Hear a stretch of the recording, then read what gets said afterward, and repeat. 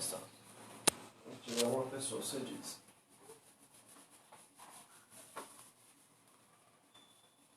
Não vou tirar esse bicho pra ouvir, ficar piscando lá.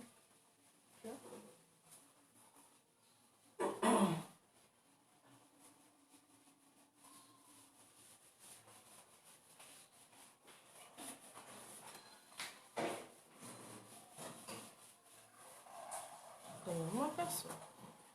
Tem? Uhum.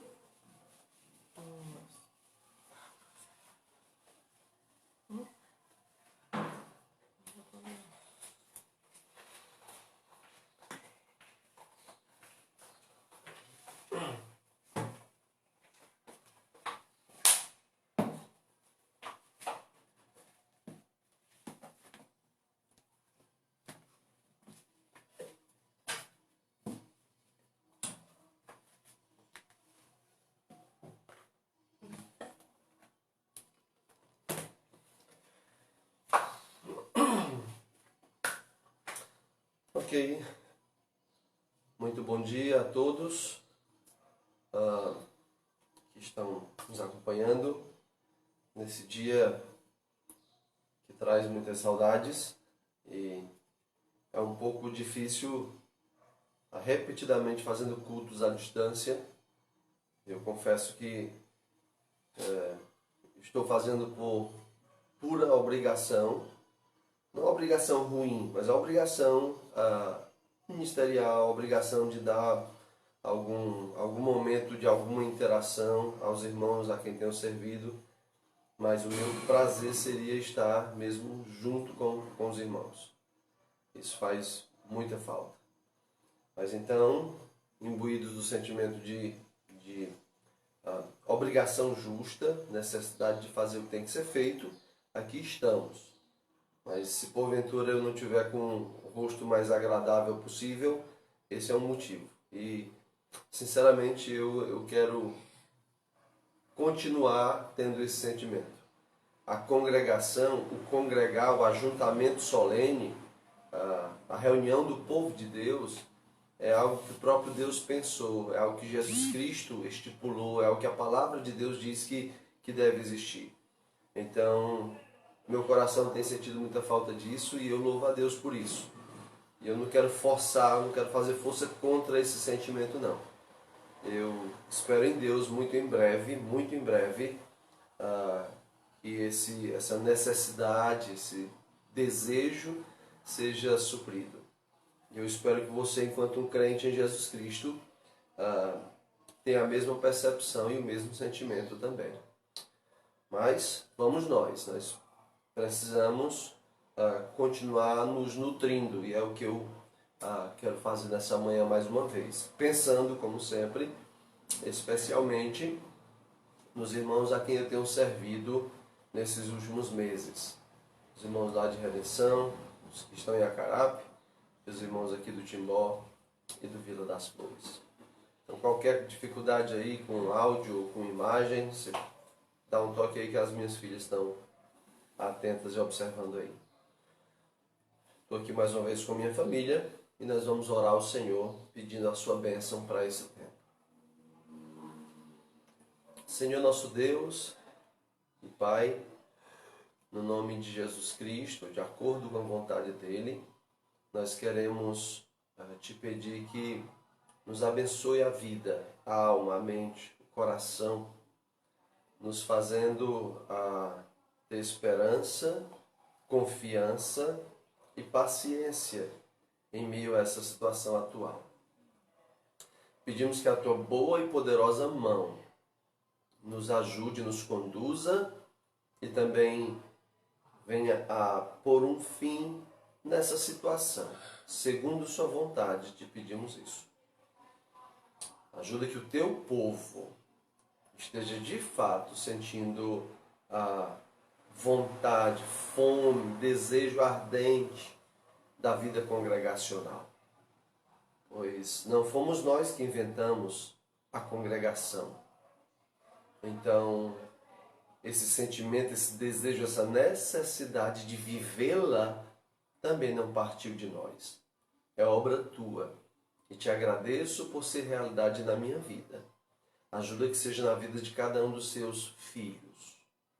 Agora nos ajude a estudar um pouco a sua palavra, a alimentar nossa mente, nossa alma, nosso coração, nosso espírito, e que isso nos mantenha nutridos e fortalecidos um pouco mais. Peço-te por cada um dos que estão assistindo este vídeo, seja agora ao vivo, seja posteriormente. Abençoa-nos por tua bondade e graça. De acordo com Cristo Jesus eu peço. Amém. Muito bem. O que é que nós vamos estudar hoje? Perdão. Enquanto eu estava pensando no que estudar,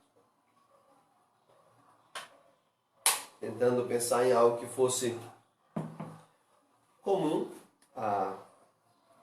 ao povo a quem eu tenho servido, eu decidi que seria interessante se nós, já que terminamos semana passada aquele estudo sobre quais são as coisas, os frutos mais básicos que a salvação desenvolve em nós, né?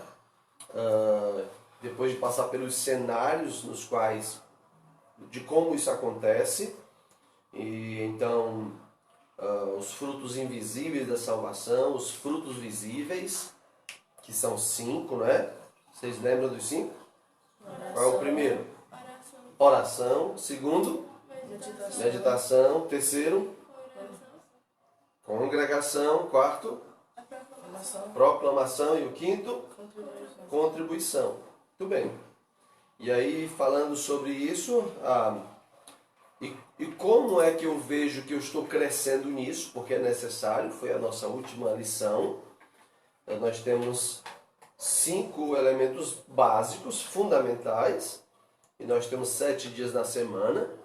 Então, quanto mais desses 5 eu estou fazendo diariamente, quanto menos eu estou falhando nesses 7 dias, então mais eu estou crescendo nisso.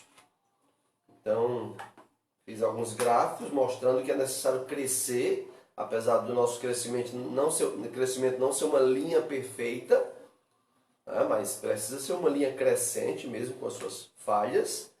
O que não pode ser é uma linha estável que, eu não diminuo, mas também não cresço. Não pode ser.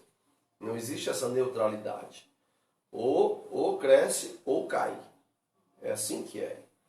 Então hoje eu quero começar pegando cada um desses 5 itens básicos e tratar eles pormenorizadamente, com detalhes, né? Por exemplo, qual é o primeiro? Oração. Mas o que é oração? Nós entendemos realmente o que é oração? Você entende o que é oração? Então eu irei tratar de cada um desses 5 tópicos. E eu espero em Deus que o máximo que a gente trate aqui por via social seja hoje e o próximo domingo, pois isso já está decretado aí pelo senhor governador. Eu espero em Deus que a partir do 3º tópico a gente já possa fazer isso juntos, fisicamente. É minha oração, minha esperança, ok? Então hoje nós vamos falar de oração, ok? O que é oração? Se perguntarmos isso a uma criança, eu tenho uma aqui, vamos ver. O que é oração, Zé Filho? É quando a gente fala com Deus. Pronto, né? É quando a gente fala com Deus, né? E ele é meio italiano já. É quando a gente fala com Deus. Obrigado, filhão. Essa é a resposta mais rápida que qualquer das nossas crianças aprende, e nós adultos também. E está certa a resposta. Só que ela pode ser mais ampliada, porque essa é uma resposta, como vocês viram, que qualquer criança pode responder. Mas, quando a gente vai crescendo, a gente sabe que tem alguns possíveis problemas com essa resposta. Quais são esses possíveis problemas com essa resposta? É que, por exemplo, dependendo do que a pessoa entende por conversar, dependendo do que é o hábito da pessoa conversar, essa conversa com Deus pode ser mal feita, pode ser desagradável. Como assim? Por exemplo, se uma pessoa entende que conversar com outra for assim, e aí, cara, qual é a sua? Né? E se esse for o seu jeito de tratar com as pessoas, qual é, mané? E aí, compadre? Dá uma força aí. Será que esse é realmente um jeito de conversar com Deus? Eu sei que algumas pessoas vão dizer, não, esse é o jeito da pessoa falar. Mas normalmente quem fala assim com os seus parceiros, quando está diante de um juiz, fala de outro jeito. Então, conversar com Deus. Mas, será que é conversar com Deus de qualquer jeito? De qualquer modo? Por outro lado, pode ser que alguém ache que conversar com Deus tem que ser assim. Me apresento diante de ti, ó excelentíssimo, magnânimo, para poder solicitar-te que a vossa excelência me socorra. Então, será que é necessário ser desse jeito? É o jeito que Deus vai dizer assim, puxa vida, ele está me respeitando tanto. Pode ser um coração hipócrita, usando palavras enfeitadas, floreadas e bonitas, pensando com isso conquistar o coração de Deus. Então veja que esses extremos podem ser prejudiciais. Então, penso eu que orar seja conversar com Deus da seguinte maneira. Orar é conversar com Deus como quem está conversando respeitosamente, sinceramente, com um amigo. Então, conversar, mas como quem está conversando respeitosamente e sinceramente com um amigo. Uma pessoa que tem uma linguagem muito alta, uma linguagem muito formal, obrigado, filha. Ele não fala assim com um amigo. Ele fala no seu ambiente de trabalho, de negócio, mas com um amigo ele tem uma linguagem mais amena. O cara da linguagem muito coloquial, muito suburbano, ele fala assim, no meio da galera, isso, aquilo, outro, mas quando a conversa é franca, honesta, com um amigo, isso diminui. Eu conheço esse mundo, já estive lá. Então, é conversar, orar é conversar francamente, sinceramente, com um amigo. Respeitosamente com um amigo. Esse amigo é Deus. Então, conversar francamente, respeitosamente, sinceramente com um amigo. Ok? Então, eu acredito que se aplicarmos esses termos, a gente consegue ter uma conversa mais apropriada com o Senhor. Alguns fatores vão influenciar essa conversa, é claro, né? No modo, por exemplo, depende do seu estado de espírito também, né? Dependendo se você está eufórico, está muito alegre com uma conquista, um presente que você está agradecendo a Deus, você vai estar mais eufórico, alegre. E não tem nada de errado com isso, pelo contrário, está certíssimo. Pode ser que você também esteja em angústia, em aflição. Isso muda como você vai se apresentar em oração, muda a sua voz, as suas palavras, mas não deixa de ser sincero, franco, honesto, respeitoso e como quem está falando com um amigo. Tá? Então, são coisas para se pensar logo introdutoriamente a respeito do que é oração, ok? Vamos agora para as Escrituras. Nós temos várias referências para perscrutarmos e vamos, se não perscrutar, estudar cada uma, mas elas vão ser dadas para você perceber as verdades ditas e poder avançar no seu estudo dela pessoalmente. Estamos num momento de aula bíblica. que seria a nossa escola bíblica. Eu espero que você esteja acompanhando como um aluno, como um estudante, né? Os meus estudantes aqui também falham hoje. Mas essa é a ideia, tá bom? Então, primeira coisa sobre oração que não devemos esquecer é que ninguém abaixo de Jesus Cristo, ninguém é expert em oração. Uns oram mais do que outros, isso é fato. Mas mesmo os que oram mais não são experts em oração. Veja bem, Romanos 8:26 é a nossa introdução. Romanos 8:26. Não é porque vamos ver referências bíblicas sobre oração que significa que eu estou falando disso, sou um expert em oração. Estou longe disso. Tá? Como eu disse a vocês, esses 5 elementos fundamentais e básicos, o meu desejo, a minha perseguição é ser bom no básico. É o meu desejo. Ainda não cheguei lá. Admito isso sem dificuldades.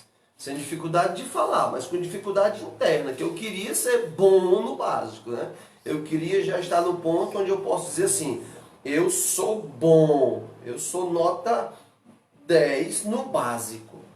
Isso não é grande coisa, mas seria muito bom. Na verdade, para um pecador que nem eu, seria grande coisa. Romanos 8:26 diz: também o Espírito, semelhantemente, nos assiste em nossas fraquezas, porque não sabemos o quê?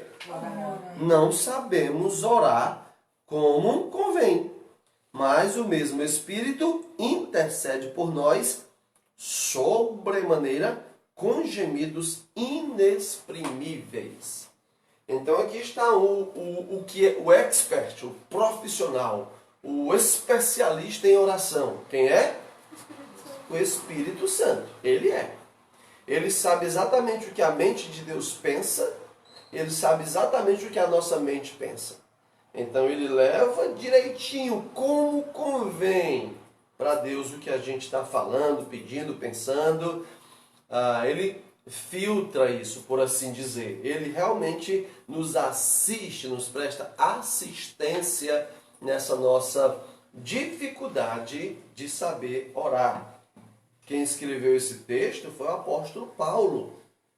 E ele está dizendo, semelhantemente, ele nos assiste em nossa fraqueza, porque não sabemos. Então ele está totalmente se incluindo dentro desses que não sabem orar direito. Precisam da ajuda do socorro do Espírito Santo. Ok? Agora, é claro que a gente pode melhorar. E devemos. Como é que o Espírito Santo nos assiste? Ele nos assiste de maneira sobrenatural, sim, nessa relação da nossa mente à de Deus, mas ele também nos assiste de maneira prática, de maneira a desenvolver nosso crescimento em oração. Como é que ele faz isso? Como é que o Espírito Santo nos ajuda a aprender a orar? Vamos lá, minha classe aqui hoje. Por meio do que ele... O Espírito Santo nos ajuda a crescer em oração por meio do que ele nos ensinou. Aonde? Na Bíblia. Pronto, olha que classe boa, rapaz. Então o Espírito Santo, ele nos assiste nessa relação extraordinária, sobrenatural entre a nossa mente e a de Deus, sim. Mas também ele nos assiste nos ensinando como crescer nisso. Ou seja, por meio do que ele revelou sobre oração. E há muita coisa na Bíblia sobre oração. Vamos a elas? Primeiro que eu quero estudar com vocês, e aí eu vou escrever agora. Primeiro que eu vou estudar com vocês. Existem obstáculos, empecilhos, impedimentos à oração. Então, se existem obstáculos, empecilhos, impedimentos à oração, então só dá para orar se nós conseguirmos remover esses impedimentos.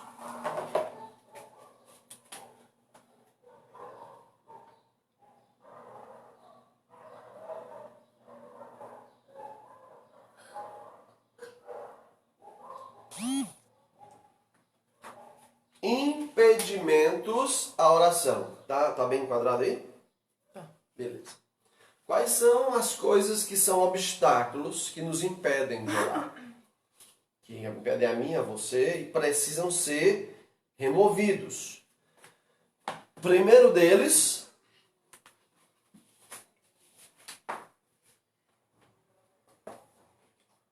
falta de fé. A falta de fé é um impedimento, um obstáculo à oração. Isso, além de lógico, também é bíblico. Tiago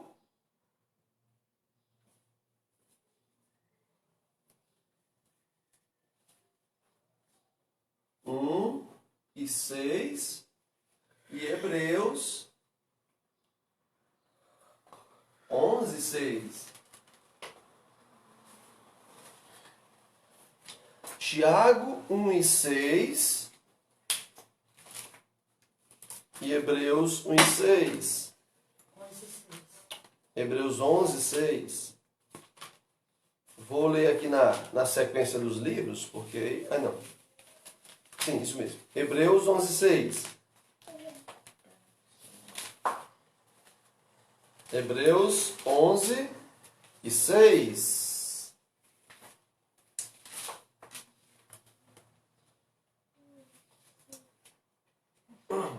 Tá tudo bem? Hebreus 11:6. De fato, sem fé é impossível agradar a Deus. Porquanto é necessário que aquele que se aproxima de Deus creia que Ele existe e que se torna galardoador dos que o buscam. Então, oração é falar com Deus, né? Conversar com Deus honestamente, respeitosamente, como um amigo. Mas como é que você vai fazer isso se você não crê que Ele existe, ou seja, não tem fé nele? Então, não faz sentido.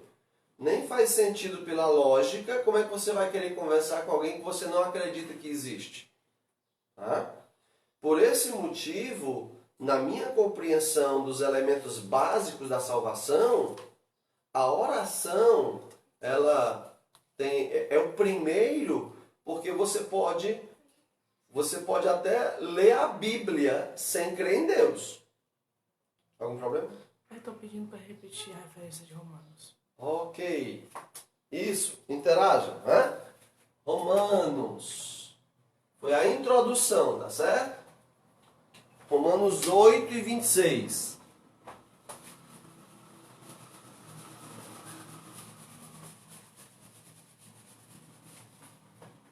Obrigado pela interação.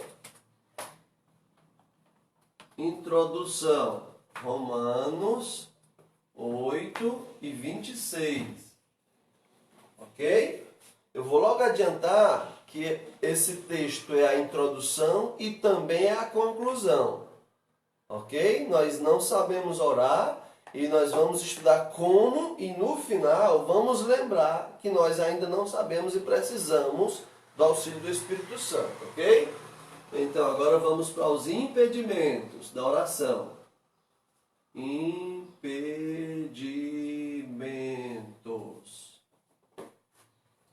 Então, o primeiro deles é falta de fé.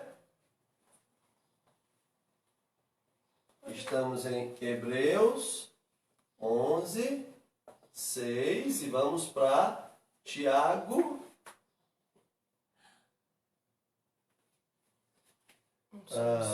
1:6. Ok? Então veja bem, como eu estava dizendo, um ateu, ele pode ler a Bíblia. Muitos ateus leem a Bíblia. Mas não é por crer em Deus. Porque quer achar falhas, defeitos na Bíblia. Mas ele lê. Aliás, possivelmente alguns ateus leem mais do que alguns crentes. Isso não é uma grande vantagem para eles não, mas é uma desvantagem para o crente. Ok? Então por isso, oração não faz sentido, é um grande impedimento para a oração se você não crê. Né? Imagina você, vou fechar os olhos aqui para falar com, não sei com quem. Não faz sentido, é ilógico. Além de ser ilógico, também é contra o que o Senhor espera. Ou seja, mesmo que alguém na sua loucura tente fazer isso, Deus não lhe dará atenção. Esse é o princípio bíblico nessa questão. Não é que Deus não ouve, Deus não é surdo, é que Ele não vai dar atenção. Não há motivo para isso, pois a pessoa não crê que Deus existe. Está fazendo por um rito religioso, por uma satisfação religiosa somente, não interessa isso ao Senhor, porque não é relacionamental. Não é um relacionamento com Ele. Tá bom? Então, Tiago 1:6, o que é que diz? Tiago 1:6. Diz assim: peça, porém, com fé, em nada duvidando, pois o que duvida é semelhante à onda do mar, impelida e agitada pelo vento. Tiago está dizendo que se alguém necessita de sabedoria, peça a Deus. Mas como vai pedir a Deus se não crê nele, né? Aí ele diz, mas tem que pedir com fé. Então como é que vai pedir com fé se não crê em Deus? Então não faz sentido de novo, certo? Então a oração, ela só faz sentido para quem tem fé. A oração ao Deus vivo. Tá? Não estou falando de orações religiosas. Eu estou falando de orar, de falar com Deus. De conversar francamente, sinceramente, honestamente com aquele que é o nosso maior e melhor amigo, que é Deus. Então, se não há fé, tá? A fé é verdadeira, não é uma fé religiosa. Se não há fé no Deus com quem você quer falar, não faz sentido orar. Se o obstáculo da falta de fé não for removido, você nunca vai falar com Deus. Como é que se remove o obstáculo da falta de fé? Obtendo fé. Como se obtém fé? Não é isso o nosso tópico, mas vale a pena lembrar. Como se obtém fé? Ouvindo o Evangelho, crendo no Evangelho. Ok? Ouvindo o Evangelho, se comprometendo com o Evangelho. Porque isso é que é fé. Ok? É compromisso. Então, eu ouvi o Evangelho, a palavra de Deus, Efésios 1:13, e eu criei no Evangelho. Criei, me comprometi. Me arrependo dos meus pecados. Trato dos meus pecados com o Senhor. Então, Ele é o autor e consumador da fé. Ele dá fé. Ok? Então, eis uma oração que Deus vai ouvir de você que não crê nele hoje. Essa oração Ele ouve. Sabe qual? Senhor, perdoa-me dos meus pecados. Eu me arrependo. Me ajude a crer, a confiar e a comprometer a minha vida a Ti. Essa oração Ele ouve, mesmo de você que ainda não crê nele. Essa é a oração inicial. É o nascimento. É o pontapé inicial da fé. Mas se não tiver isso, não adianta. Não, mas eu estou aflito, eu não tenho essa fé não cresço não, mas eu estou aflito, eu preciso do emprego, isso, aquilo, outro, tá bom. Não há, da parte de Deus, um compromisso de ter esse relacionamento com você antes que você reconheça que é um pecador, pecou contra Ele, o Filho dele, Jesus Cristo, morreu na cruz por você. Se você não começar com isso, e aí sim, tendo fé, não adianta, tá bom? Então, falta de fé é um impedimento. Qual é outro impedimento? Outro impedimento para a oração: egoísmo.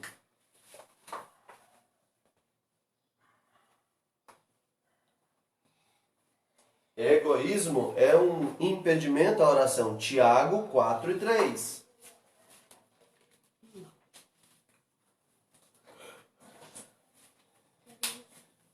Egoísmo. Pedidos egoístas são Um grande obstáculo à oração. Tiago 4:3. Pedis e não recebeis, porque pedis mal. E o que é pedir mal no contexto aí no versículo? Para esbanjardes em vossos prazeres. Então não é que Deus não ouve, mas é que Ele não atende. Entendeu? E, aliás, quando Deus atende pedidos egoístas, na verdade é a disciplina que vai vir. Tá? Imagina um pai que o filho está insistindo para enfiar uma faca no interruptor da energia. Aí o pai diz, tá bom. Já estou tentando te proteger, tu não quer, então vai lá. Aí o pai deixa, né? Fica com a mão ali na chave elétrica, o pai deixa e tum, não, desliga. Eu tentei lhe proteger, mas é isso que você queria? Então, quando Deus atende um pedido egoísta, e eu confesso que eu não pensei muito bem agora no exemplo disso não. Só estou dizendo que, de repente, Deus possa fazer isso. Mas como disciplina. Não como algo que de fato o agrade. Porque Ele se agrada de disciplinar seus filhos. Então veja só. Pedidos egoístas são pedidos que o Senhor costuma não responder. Pedis e não recebeis, porque pedis mal, para esbanjar em vossos prazeres. Esbanjar é gastar à toa, exageradamente, só pelos prazeres da sua carne. Portanto, egoísmo é um obstáculo às suas orações. Outro obstáculo, falta de Bíblia. Provérbios 28:9.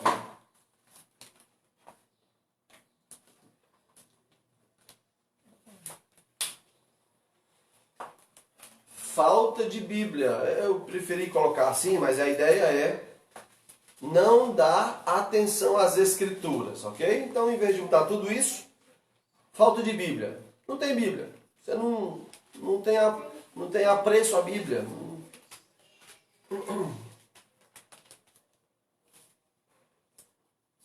Filhão, sem muito barulho, tá? Então, se não tem apreço pela Bíblia, não há esforço pelas Escrituras, você sabe ler, já não tem desculpa, né? Mas eu não leio porque eu não sei ler. Bom, você pode pedir alguém para ler, não pode? Então por que não pede? Ou você não faz nada na vida, você não vai ao banco, não recebe dinheiro, porque tudo isso precisa de alguém que te apoie, te auxilie. Tem alguém que lhe ajude? Então por que não pede ajuda para ler a Bíblia? E hoje em dia, internet, você vai lá no YouTube, e bota lá, Bíblia em áudio, na voz de Cid Moreira, na voz de quem você quiser. Então não é desculpa de ninguém hoje. Se Salomão já estava dizendo isso aqui há 3.000 anos atrás, então ninguém tinha desculpa, imagina hoje. Provérbios 28:9 diz assim: o que desvia os ouvidos de ouvir a lei, até a sua oração será abominável. O que desvia os seus ouvidos de ouvir a lei no contexto de Salomão é a palavra de Deus. No nosso contexto é toda a Bíblia. Ele só tinha a antiga aliança. Então, o que desvia, não quer ouvir, não quer dar atenção às Escrituras Sagradas, até a sua oração será abominável. É um versículo forte, no entanto, é isso mesmo que Deus está dizendo. Portanto, se não há interesse da sua parte pelas Escrituras, então não há interesse das Escrituras de lhe ouvir. Como assim as Escrituras me ouvir? A Bíblia é a fala de Deus. É a voz escrita de Deus. Se você não quer ouvir Deus, por que é que Ele deveria lhe ouvir? O que é que tem de tão especial em você que Deus tenha que lhe ouvir, mesmo que você não queira ouvir a ele. Não há amizade aí. Não há vínculo. Só há um falastrão religioso pensando que tem o direito de ficar falando com Deus sem ouvi-lo. É o típico de pessoa que acha que Deus é seu servo, é o gênio da lâmpada. Não, Deus é Deus.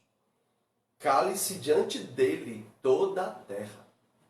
Então, ele é verdadeiro e mentiroso todo homem. Portanto, se você não quer ouvir, ok, ele também não te ouvirá. Esse, então, é um grande impedimento à oração. Uma outra coisa,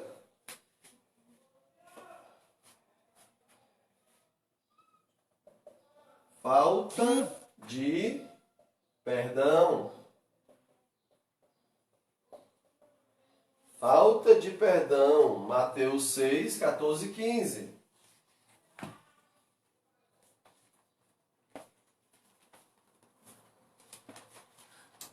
A nossa relação com Deus é baseada no perdão. Ele nos perdoou. Ele nos deu a sua graça salvadora na cruz do Calvário, nos perdoou. Agora, ele deseja, espera e ordena que aqueles que foram perdoados tenham uma vida de perdoadores. E falta de maturidade nessa relação de perdão, nas duas vias, né? Ele me perdoou, eu agora perdoo os outros, e sem jamais, por favor, espero que você não caia naquela estupidez, naquela tolice de que alguns têm falado que é necessário perdoar a Deus, tá bom? Tem alguns loucos dizendo uma bobagem dessa. Não, você tem que perdoar a Deus por algo que Deus fez e tal, a disciplina que Ele lhe causou. Isso é uma das piores estupidez que a gente pode imaginar, mas existe gente para tudo nesse mundo religioso evangélico. Então o Senhor te perdoou, então perdoe aos outros. Mateus 6, 14 e 15. Mateus 6, no final, logo depois da oração do Pai Nosso, onde ele diz, perdoa as nossas ofensas, como temos perdoado a quem nos tem ofendido. No verso 14 diz, porque se perdoardes aos homens as suas ofensas, também vosso Pai Celeste vos perdoará. Se, porém, não perdoardes aos homens as suas ofensas, tampouco o vosso Pai vos perdoará as vossas ofensas. Então, você resiste em oferecer perdão, é um grande indicador de que você também possa não ter sido perdoado. Se não foi perdoado, logo não existe uma relação estabelecida de amizade entre você e Deus. Por isso, não faz sentido orar. Porque, num certo sentido, se não houve perdão de você para com, não há. Eu não estou falando de ter dificuldade de perdoar, ok? Todos nós temos. Alguém que diz, eu perdoo facilmente. Eu desconfio de quem diga isso. Eu desconfio que não entendeu o que é perdão, mas tudo bem. Mas o que o texto está falando não é que é necessário ter facilidade de perdoar. Não. Está dizendo que tem que perdoar. Seja fácil, seja difícil, tem que perdoar. Então, se você não perdoa, não tem história com você, não perdoa, não, isso aqui é demais, ó, tudo menos isso. Né? Você é do tipo que diz, tudo menos isso aqui é imperdoável, eu não perdoo. É um grande indício de que você não tem fé, pois você não foi perdoado. Pois só alguém que não foi perdoado consegue ficar guardando algo para não perdoar. Ok? Você não foi perdoado, você não sabe a dimensão do perdão de Deus por você. Você não analisou quantos pecados Deus lhe perdoou. Por isso que você tem dificuldade de perdoar uma coisa ou outra. Tudo menos isso. Mas o perdão de Deus é tudo. Inclusive isso. Então, falta de perdão. Jesus chegou a dizer que até as suas ofertas não são recebidas. Lembra? Se você, ao trazer a sua oferta, lembrar que seu irmão tem algo contra você, deixa a sua oferta e vá resolver o problema com o seu irmão. Então isso é muito sério para Deus. A questão dos relacionamentos, o relacionamento vertical com Ele, tem tudo a ver com um relacionamento horizontal. Né? Tem nada a ver com a corona não, viu? Esses dias de quarentena, né? Quarentena vertical, horizontal, nada a ver com isso não. Relacionamento com Deus e com os outros.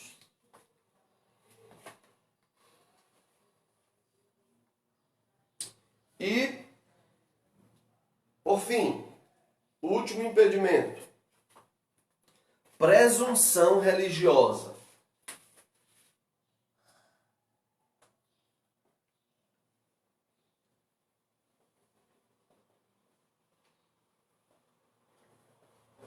Presunção religiosa. O que vem a ser isso? Eu vou colocar dois tipos de presunção, de arrogância religiosa que impedem as orações. A primeira delas, justiça própria.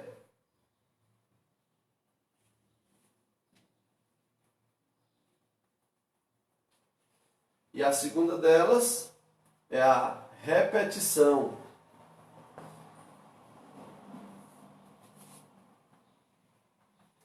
Justiça própria está em Lucas 18:11.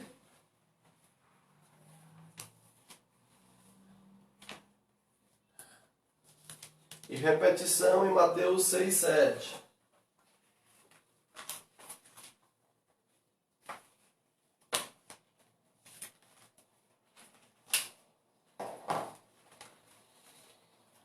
Presunção religiosa é quando você presume que por ser um bom religioso ou por ter uma boa religião, pronto, você já está ok com Deus, você pode falar, Deus vai lhe ouvir, Ele é obrigado a lhe ouvir, você é um dizimista fiel, então você pode pegar Deus pelas bitacas e dizer assim, eu tenho sido fiel, você tem que me atender. Esse tipo de heresia, blasfêmia, burrice, estupidez e qualquer outra palavra desse nível para colocar sobre as pessoas que pensam assim, ok? Então, por exemplo, Lucas 18:11. O que diz lá em Lucas 18:11? Lucas 18 é um capítulo que trata muito da questão da oração. E no versículo 11 vai falar do religioso. O religioso que chegou para orar em contraste com o publicano. Lucas 18:11 diz: o fariseu, religioso, né? O fariseu é um religioso, posto em pé, orava de si para si mesmo, desta forma: ó Deus, graças te dou, porque não sou como os demais homens, roubadores, injustos e adúlteros, nem ainda como este publicano. Jejuo 2 vezes por semana, dou o dízimo de tudo quanto ganho. Isso é presunção religiosa. Eu sou melhor do que ele porque eu sou um fariseu, eu sou um religioso. Ele é um publicano, fica pegando os impostos do povo. Eu jejuo, eu cumpro os meus deveres religiosos, logo eu sou bom. Portanto, o Senhor me atenda. Isso é presunção religiosa. Qual é o remédio? O que é que cura essa presunção religiosa? É só fazer a oração ao contrário. O que seria a oração contrária? Não orar de si para si mesmo. Porque ele estava conversando com ele mesmo, é o egoísta. Como é o nome daquele personagem, sei lá, da mitologia que se achava bonito? É Édipo, é? Eros, sei lá. É o que se acha... Ele olhava para si mesmo, se achava bonito. Eu acho que não é Eros não, mas enfim. Orava de si para si mesmo. Estou conversando comigo, eu sou um cara legal. Eu sou bom, por isso Deus vai me atender. Não ore de si para si. Ore para Deus. Fale com Ele, não consigo. Com quem está olhando no espelho e se achando bonito. Então, ó Deus, graças te dou, porque não sou como os demais homens. Senhor, graças te dou, porque apesar de eu ser como os demais homens, o Senhor me amou e graciosamente me salvou. Apesar de eu ser injusto como esse pecador aí, apesar de eu ser falho e pecador, o Senhor se agradou em derramar graça e fé no meu coração. Ok? Então deveria ser assim. Presunção religiosa. Ah, mas eu sou da igreja tal. Igreja tal, quem é daquela igreja já está garantido. Há muitos irmãos, me permitam esse à parte, no meio batista, ok? No nosso meio, na nossa tradição batista, existe muita ideia de eu sou da primeira igreja. Já ouviram isso? E daí? Que grau, que estrelinha tem a mais no seu ombro porque você é da primeira igreja? Eu sou da primeira igreja dessa cidade. Isso não quer dizer, isso é presunção religiosa. Quando você diz isso só por uma questão de identificação, mas eu já vi muita gente dizer como presunção. Eu sou da primeira igreja, você é da terceira, eu sou da primeira. E daí? O que isso faz? Que favor Deus te deve por isso? Então, cuidado com a presunção religiosa. E a outra coisa é a repetição, que também é uma presunção religiosa. A primeira é justiça própria, ou justiça na sua própria religiosidade. E a segunda é presumir que Deus vai me ouvir porque eu estou repetindo muito essa oração. Mateus 6 e 7. Mateus 6 e 7.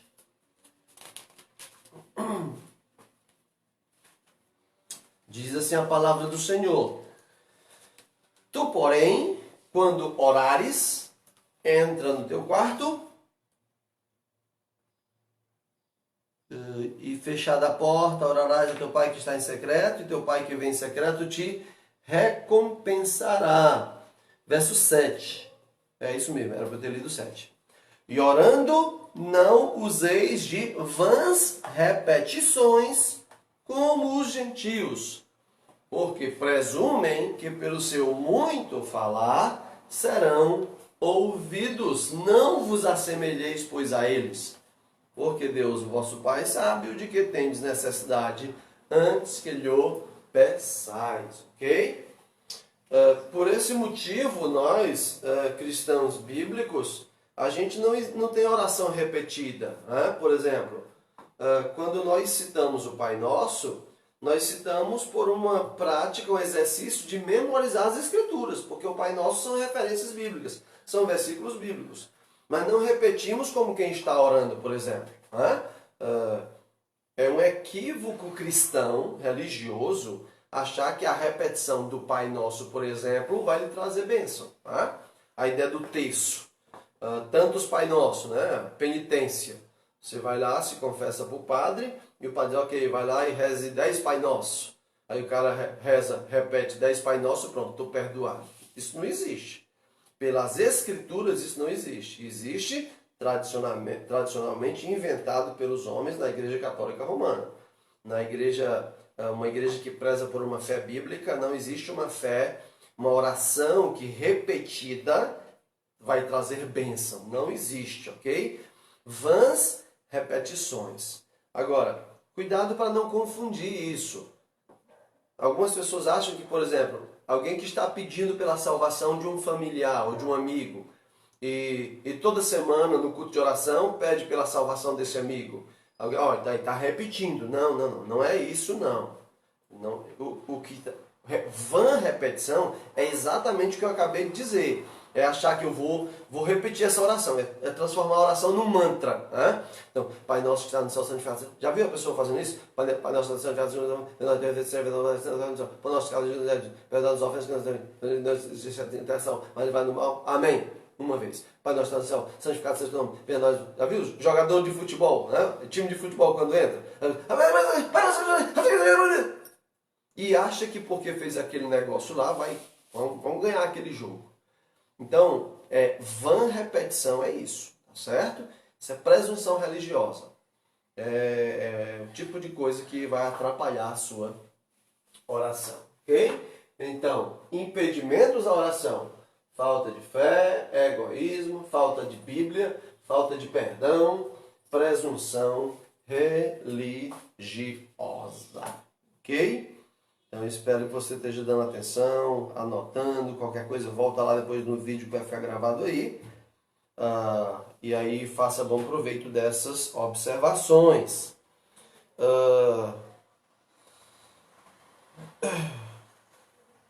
Eu saltei um, tá certo? Não foi de propósito não, por favor, minha esposa está aqui, tá bom? Não foi de propósito não. Mas é porque a minha letra é um espetáculo, viu? Você tá vendo aí. Ali eu tô caprichando para você entender. Aqui, só eu entendo. Durante meia hora. Depois de meia hora, nem eu consigo mais entender. Mas eu saltei uma que é muito importante. Sabe o quê? Essa é um ponto muito específico e normalmente muito tratado nos assuntos entre casais.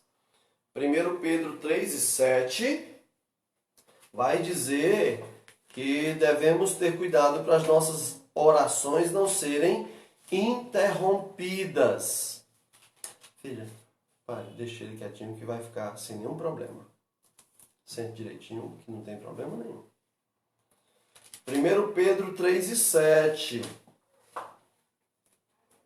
Deixei nem espaço ali, mas por favor anote aí. 1 Pedro 3:7. Débora, deixa ele quieto. Deixa a Bíblia.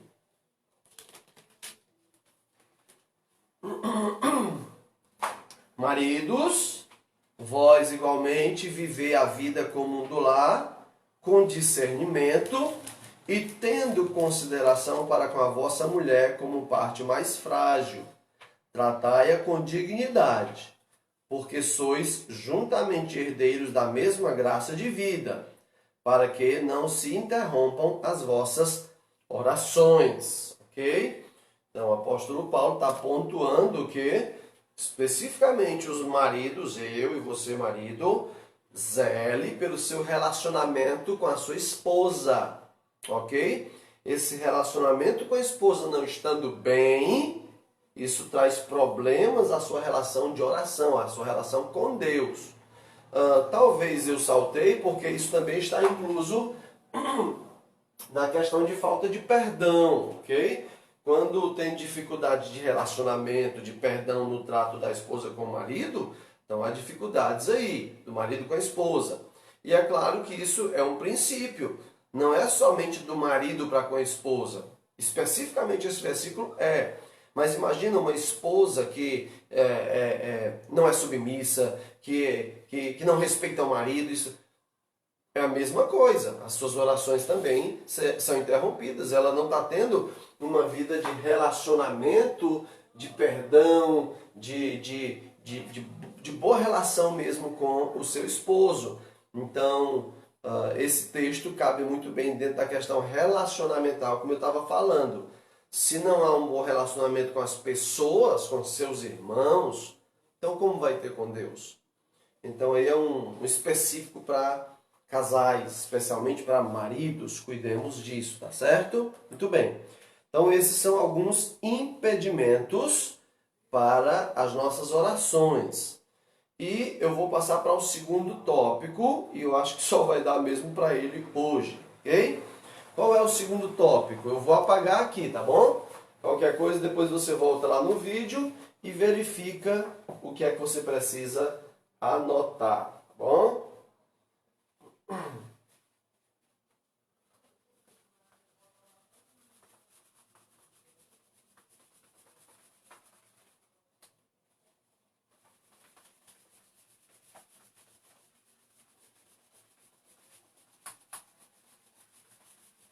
Tá ruim de apagar. Usar feijão. Depois eu apago direitinho. Vou apagar só até aqui. Agora, nós vamos... pense em oração. Imagine que você vai entrar na sala do trono, ok? O Senhor está lá no seu trono de graça, como as Escrituras dizem, e nós precisamos entrar com ousadia na presença dele e vamos entrar na sala do trono. Então tem a porta do salão do trono, ok? Então, tem alguns obstáculos no meio até chegar à porta, né? Acabamos de falar deles. Falta de fé, egoísmo, falta de atenção pelas escrituras, falta de perdão nos relacionamentos, presunção religiosa. Retirou tudo isso, ok, você agora está diante da porta do trono. Você precisa ter agora a chave que abre essa porta e lhe permite chegar até o Senhor para conversar com Ele sinceramente, respeitosamente, honestamente, como quem conversa com o melhor amigo. Qual é a chave que abre a porta do salão do trono, ok?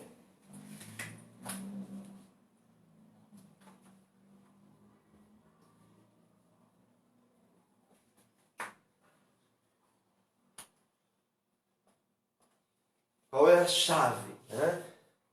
Você não vai orar, não vai abrir essa porta sem isso.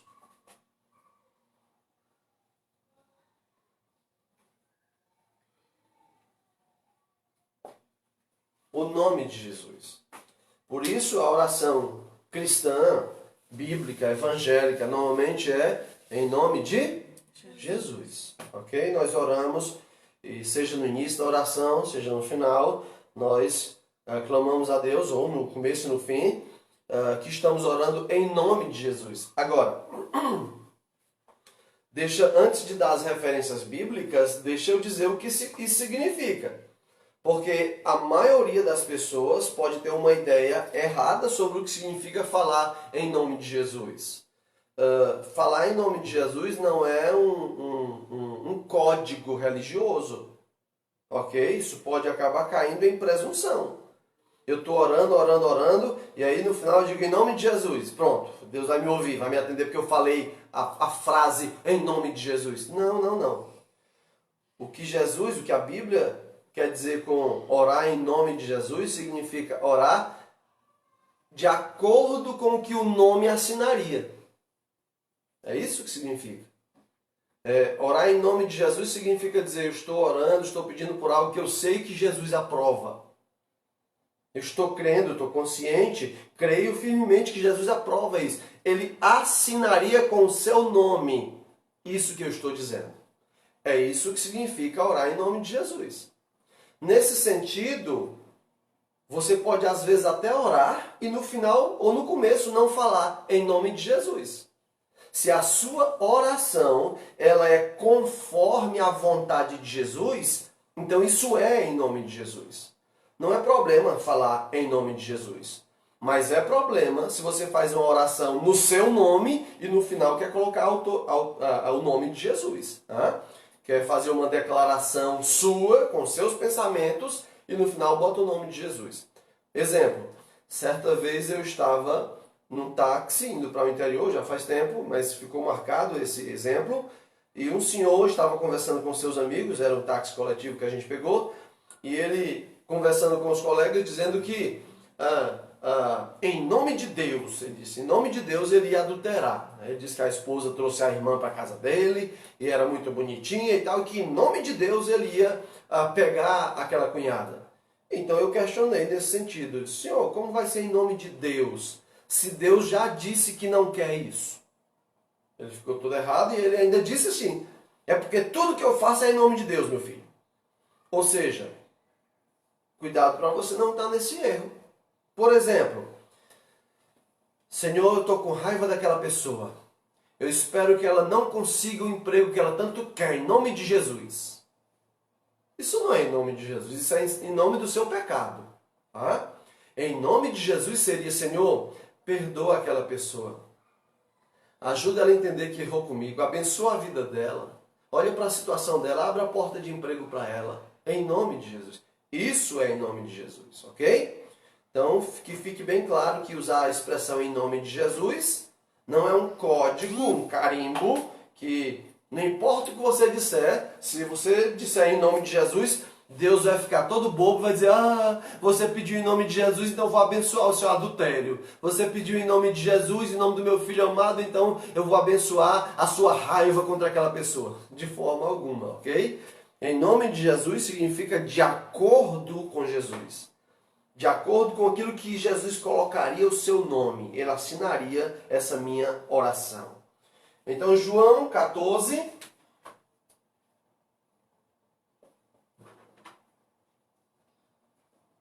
João 14, 13 e 14. E depois, para terminar, João 16, do 23 ao 24.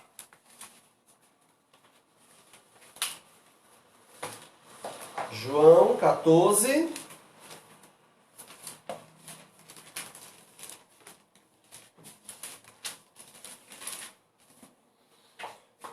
João 14, 13 e 14, diz assim: E tudo quanto pedirdes em meu nome, isso farei, a fim de que o Pai seja glorificado no Filho.